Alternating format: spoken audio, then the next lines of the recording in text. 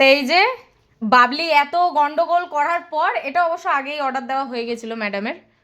এই যে আবার এখানে সরি, তোরা হাত দিস না, এই যে সরি লিখে দিয়েছে গো কেক নিয়ে এত গন্ডগোল করার জন্য। মুখটা দেখো বাবা। তো যাই হোক এখন, হ্যাঁ ওই জন্যই তো তখন দিয়ে ফুসফুস চলছিল। ওই যে আমরা গেলাম, ও পিছন পিছন গেলাম, আমি তোকে সেই বিকেল বেলা এনে রাখা ছিল। অবশ্য বাবলি এনে লোকের বাড়ি ফ্রিজে রেখে দিয়ে এসেছিল, টুনিদের বাড়ি রাখা ছিল। হ্যাঁ ঠিক আছে, এই রেডি হোক। আর তবে সবাই এরকম যে যার মতো মানে যে যার মতো বলছি, কি জানো কি বলে, বাড়ির ড্রেসেই আছে সবাই, তাই না? বাড়ির মধ্যে তো এখন আর কোনো সাজুগুজুর ব্যাপার নেই। হ্যাঁ নিশ্চয়ই।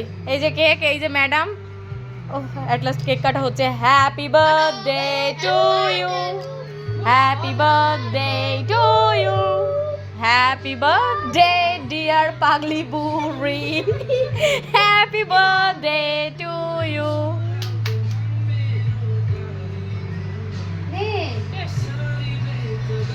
ও অনেক টেনশনে মুখে দিচ্ছে মনে হচ্ছে কেকটা। হ্যাঁ কই দেখি মুখটা। না তবে আমাদের বাবলি এনেছে, টাকা জমিয়ে নিজের টাকায় কেক এনেছে, এটা মেনশন করা দরকার।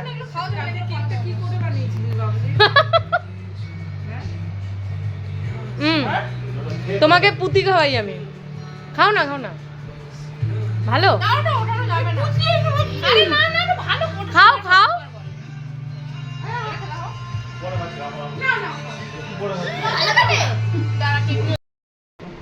এই যে হ্যালো, আজকে আমার মায়ের বার্থডে। পুরো দুনিয়া বিশ্ব জেনে গেছে, যতক্ষণ না আজকে 12টা বাজবে ততক্ষণ আমরা বলবো, তাই তো?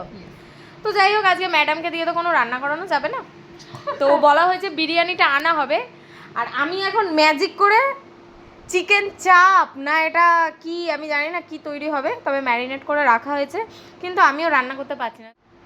চিকেন চাপটা বানিয়ে ফেলবো কিন্তু রান্না করে না, এরমভাবে সত্যি যদি এরকম স্যাট করে যদি হয়ে যেত রান্নাটা, ট্রাই করলে হয় এরমভাবে করে, হ্যাঁ এরমভাবে স্যাট করে। এই যে রেডি ম্যাজিক করে, কিন্তু এখানে লাইটটা এরকম কেন আসছে আমি জানি না, একই জায়গায় আসছে সব লাইট একই।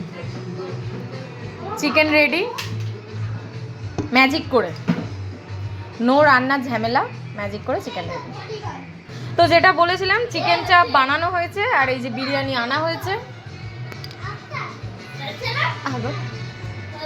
এই যে বিরিয়ানি, এই যে চিকেন চাপ।